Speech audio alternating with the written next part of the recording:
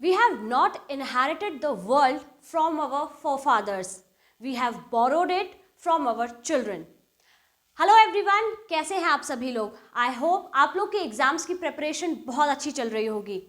आप लोग के रिवीजन टेस्ट हैं, आप लोग अपना एक एग्ज़ाम दे भी चुके हैं। मोस्ट ऑफ द स्टूडेंट ने अपना एक एग्ज़ाम दे दिया है बोर्ड का, आईटी का, एंड नेक्स्ट एग्ज़ाम आपका 30 नवंबर को है सोशल साइंस का।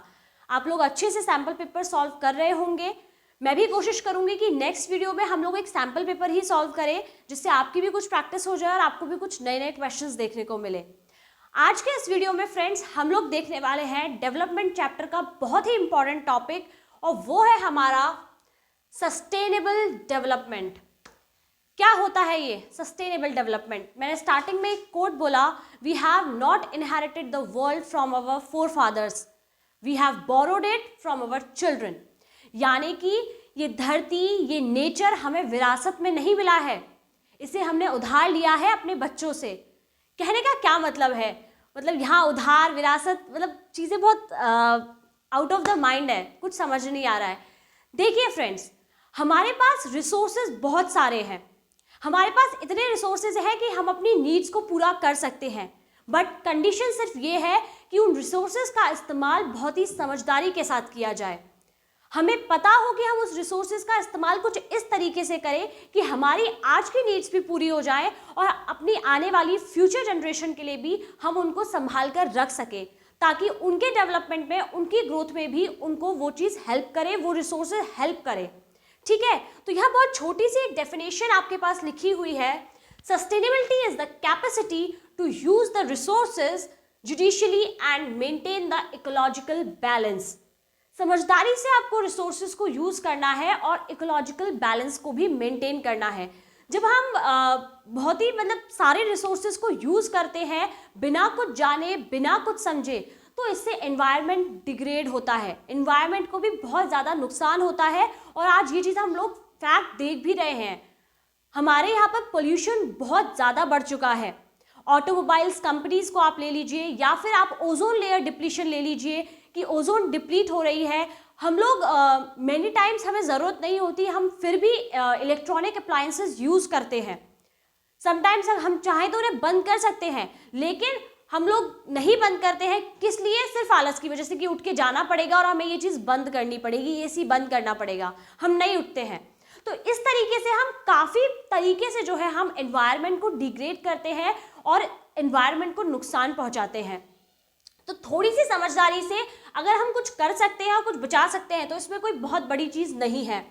This means careful use of resources so that they are available for the future generation also. यहाँ पर जो डेवलपमेंट की सस्टेनेबिलिटी है वो क्यों ज़रूरी है? क्योंकि यहाँ पर इसका जो रिलेशन है वो फ्यूचर से भी है। यहाँ पर हमारी आज की नीड्स पूरी हो रही है, बहुत अच्छी बात है।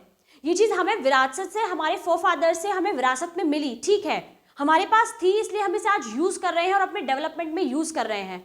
बट ये हमारी भी जिम्मेदारी है कि हम इसे ऐसे यूज़ करें कि इसे हम अपनी फ्यूचर जनरेशन्स के लिए भी बचा सकें और वो भी इसको अपनी ग्रोथ के लिए यूज़ कर सकें। ठीक है, I hope this is very clear to you.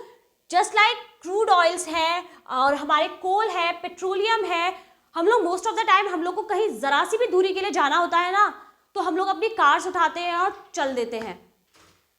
मैंने कई बार देखा है कि लोग अकेले गाड़ीज में ट्रैवल करते हैं, अकेले कार्स में ट्रैवल करते हैं। अगर इसकी जगह हम लोग पब्लिक ट्रांसपोर्ट यूज़ करें तो वो ज़्यादा बेहतर रहेगा। ठीक है, तो कुछ छोटी छोटी चीज़ों से, कुछ छोटे छोटे बदलावों से एक बहुत बड़ा बदलाव हम लोग देख सकते हैं, लेकिन क्या ही करें। ठीक है, अब सस्टेनेबिलिटी की हमें इंपॉर्टेंस क्या है, क्यों ज़रूरत है हमें सस्टेनेबिलिटी की? एक तो उसका रिलेशन फ्यूचर जनरेशन से है, वो हमें समझ में आ गया। कोई और भी इसका एक पॉइंट है? बिल्कुल। If natural resources are not sustain then development will stagnate after a point of time. Of course, मतलब आज तक हम लोगों ने जितना डेवलपमेंट किया है, जो रिसोर्सेज हमारे पास थे, हम लोग उन्हें पूरी तरीके से इस्तेमाल कर दिया, उन्हें छोड़ा ही नहीं। ठीक है, पूरी तरीके से एग्जॉस्ट कर दिया। तो आगे के टाइम में एक पॉइंट पर जब वो सारी चीज़ें खत्म हो जाएंगी तो वहाँ तो वो डेवलपमेंट रुक जाएगा ना। वहाँ पर वो इंडस्ट्री, वहाँ पर जो भी इंडस्ट्री से वो रिलेटेड होगा वो इंडस्ट्री वर्क ही नहीं कर पाएगी, तो एक पॉइंट के बाद वो डेवलपमेंट रुक जाएगा और उसके कुछ टाइम बाद आपको वो चीज़ देखने को मिलेगी कि जितना डेवलपमेंट हुआ वो सारा अंडू हो गया। हम लोग जहाँ से हमने शुरू किया था हम वापस वहीं पहुँच गए। हम जितना ऊपर पहुँचे थे उतनी बुरी तरीके से हम लोग नीचे गिर गए। मतलब हमने जो भी किया, हमने जितना ग्रोथ की, जितना डेवलपमेंट किया, हमारी कुछ बेवकूफ़ियों की वजह से वो सब का सब वापस हो जाएगा, वापस अंडू हो जाएगा और हम लोग उसमें कुछ भी नहीं कर पाएंगे। इसलिए फ्रेंड्स, हम लोग को ये ध्यान रखना होगा कि हम लोग जितने भी रिसोर्सेज यूज़ करें वो बहुत समझदारी के साथ करें। अगर हम उन्हें कहीं बचा सकते हैं, हम उनका यूज़ कम कर सकते हैं, तो हमें वो चीज़ डेफिनेटली करनी चाहिए। आपको ज़्यादा से ज़्यादा प्लांटेशन करना चाहिए ताकि एनवायरनमेंट में ग्रीनरी बढ़े। हम लोग डिफॉरेस्टेशन तो बहुत कर देते हैं, कहीं घर बन रहा होगा, कहीं रोड्स बन रहे होंगे तो डिफॉरेस्टेशन तो कर दिया जाता है, लेकिन उसकी जगह पर क्या 1 या 2 पेड़ भी लगाए जाते हैं? अपनी लाइफ में प्लांटेशन को एक हैबिट बनाइए। आप जितने प्लांट्स लगाएंगे वो आपको ही आगे चलकर एक बहुत अच्छी चीज़ होती है। एक प्लांट को बड़ा होता देखना भी अपने आप में एक बहुत ही बेहतरीन एक्सपीरियंस होता है। बिलीव मी, आप एक बार करके देखिए। देखिए मेरे पास यहाँ पर एक और बहुत अच्छा कोट है, the earth has enough resources to meet the needs of the all but not enough to satisfy the greed of even one person. मतलब किसी की लालच को तो कभी पूरा किया ही नहीं जा सकता, लेकिन ज़रूरतों को ज़रूर पूरा किया जा सकता है। इसका मतलब ये है, महात्मा गांधी जी का ये कोट है और बहुत ही अच्छा कोट है।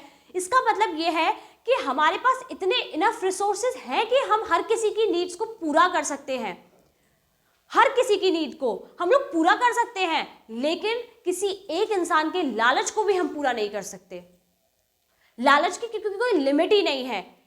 मतलब यहाँ पर डिवाइडेशन नहीं है कि मतलब एक इंसान तो रिसोर्सेज का खूब अच्छे से यूज कर रहा है और एक उसकी वो कर ही नहीं पा रहा है, उसके पास वो रिसोर्सेज की पहुंच ही नहीं है, तो वहां पर वो चीज़ गड़बड़ हो जाती है। तो एक तो उस रिसोर्स से अपना डेवलपमेंट कर रहा है, लेकिन एक के पास वो रिसोर्सेज तक जाने की पहुंच ही नहीं है, वो उनको यूज करना तो छोड़िए, वो उनके बारे में ठीक से जानता भी नहीं होगा।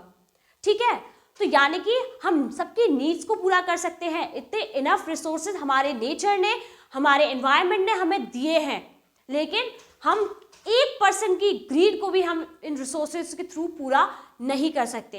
ये जो 2 कोट मैंने आपको बताए हैं, ये दोनों कोट आपसे एज इट इज आपके एग्जाम में पूछे जा सकते हैं कि ये कोट किसके हैं। जो फर्स्ट कोट था हमारा, we have not inherited the world from our forefathers, we have borrowed it from our children. This quote is by Lester Brown and ये जो कोट है, ये कोट है महात्मा गांधी जी के द्वारा। ठीक है, दोनों ही कोट्स के आपको राइटर पता चल गए हैं, तो आपसे ये पूछ सकते हैं कि ये कोट किसने कहे हैं, तो आपको ये चीज ध्यान रखनी है एज इट इज। ठीक है, sustainable development can be achieve by judicious use of both renewable and non renewable resources and without harming the balance of the environment, keeping in mind the requirement for the present and future generation. देखिए, non renewable and renewable sources आप लोग को पता होंगे। Renewable sources वो जो nature दोबारा से भर देता है, रिप्लेनिश कर देता है, यानी कि जस्ट लाइक ग्राउंड वाटर है। ग्राउंड वाटर हम लोग यूज कर रहे हैं, लेकिन एक प्रोसीजर वो भी है जहां पर वो दोबारा बन भी रहा है। लेकिन यहाँ पर देखने वाली चीज ये है कि हम ग्राउंड वाटर को किस स्पीड से यूज कर रहे हैं और नेचर उसे किस स्पीड से बना रहा है। कहीं हमारी स्पीड ज़्यादा हुई और नेचर की स्पीड कम हुई तो वहाँ बैलेंस बहुत बुरी तरीके से बिगड़ जाएगा, तो ये चीज़ ध्यान रखनी है। एंड नॉन रिन्यूएबल रिसोर्सेज जो कि एक टाइम के बाद खत्म हो जाएंगे, एग्जॉस्ट हो जाएंगे, वो वापस से रिप्लेनिश नहीं किए जा सकते। एनवायरनमेंट को उन्हें बनाने में करोड्स ऑफ साल, मिलियंस ऑफ ईयर्स लग जाते हैं। वो होते हैं नॉन रिन्यूएबल सोर्सेज लाइक कोल, पेट्रोलियम, क्रूड ऑयल, ये सब जो है ये होते हैं नॉन रिन्यूएबल सोर्सेज। तो इन दोनों ही रिसोर्सेज का अगर हम लोग जुडिशियली बहुत ही समझदारी से, एक इंटेलिजेंस के साथ इस्तेमाल करें, एनवायरनमेंट को बिना नुकसान पहुंचाए और फ्यूचर जनरेशंस को ध्यान में रखते हुए, तो फ्रेंड्स यकीन मानिए कि हमारी प्रेजेंट की नीड्स भी पूरी होंगी और हमारी फ्यूचर जनरेशन के लिए भी हम इन्हें बचा पाएंगे। ओके, सो फ्रेंड्स कुछ बातों को ध्यान में रखिएगा कि ये सिर्फ हम लोग बुक में है इसलिए नहीं पढ़ रहे हैं, ये आज का फैक्ट है और बहुत ही ज़रूरत भी है कि हमें ये चीज़ समझनी होगी कि अगर हमें पोल्यूशन फ्री एनवायरनमेंट में सांस लेनी है तो उसके लिए कुछ कदम हमें भी उठाने होंगे। ठीक है, I hope this is clear to you. So friends, I have a very big announcement for you. आप लोगों के रिक्वेस्ट पर आस्क अ डाउट फीचर की जो डेट है उसको एक्सटेंड कर दिया गया है। अब आप लोग जो है अपना एक डाउट भी अगर पूछते हैं तो आप लोग के लिए सरप्राइज बॉक्स है, फ्री सरप्राइज बॉक्स। ठीक है, इसके अलावा आप अगर 10 डाउट्स पूछते हैं तो आप लोग के अनअकैडमी से अपना 15 डेज का सब्सक्रिप्शन बिल्कुल फ्री ले सकते हैं। मतलब सवाल पूछने के लिए भी अगर आपको कुछ मिल रहा है तो मतलब उसका फायदा क्यों ना उठाया जाए। सिर्फ अपने डाउट्स जाके पूछिए और अनअकैडमी से अपना 15 डेज सब्सक्रिप्शन बिल्कुल फ्री ले लीजिए। आप चाहे तो मेरा कोड भी यूज कर सकते हैं, दैट इज भारती G10। इस सिंपल से कोड के थ्रू भी आप जो एनरोल करेंगे आस्क अ डाउट में तो आप ये कोड वहां पर यूज कर सकते हैं, या फिर आप कोई भी अनअकैडमी सब्सक्रिप्शन ले रहे हैं तो वहां पर भी आप ये कोड यूज कर सकते हैं। इसके अलावा आपकी एग्जाम्स की प्रिपरेशन के लिए उसको एक नई हाइट देने के लिए अनअकैडमी इमर्ज को भी वापस लेकर आया है, जो कि है आपके mock test, final mock test. आप लोग का कल 27 ऑफ नवंबर को साइंस का मॉक टेस्ट है एंड 28 ऑफ नवंबर को आपका मैथ्स का मॉक टेस्ट है। प्लीज डोंट फॉरगेट, आप इन डेट्स को अपने माइंड में सेट कर लीजिए, अपने कैलेंडर में मार्क कर लीजिए कि आपको ये मॉक टेस्ट देने ही देने हैं। ओके, सो ये मॉक टेस्ट दीजिए। 27 से 30 नवंबर के बीच ये मॉक टेस्ट होने वाले हैं एंड टाइम है 5:30 to 6:30 PM। 1.5 घंटे में कुछ नहीं जाने वाला है। आई नो कि 30th को आपका SST का एग्जाम है, बट 1.5 घंटे के लिए अगर आप एक दूसरे सब्जेक्ट का सैम्पल पेपर सॉल्व करते हैं, मॉक टेस्ट सॉल्व करते हैं, तो आपका भी माइंड जो है वो रिफ्रेश हो जाएगा। यहाँ पर भी आप मेरा कोड यूज कर सकते हैं, भारती G10, एंड जल्दी से जाइए, खुद को एनरोल कीजिए। लिंक सारे आपको डिस्क्रिप्शन बॉक्स में मिल जाएंगे। एंड इसी के साथ आज हमारा ये चैप्टर भी ओवर होता है।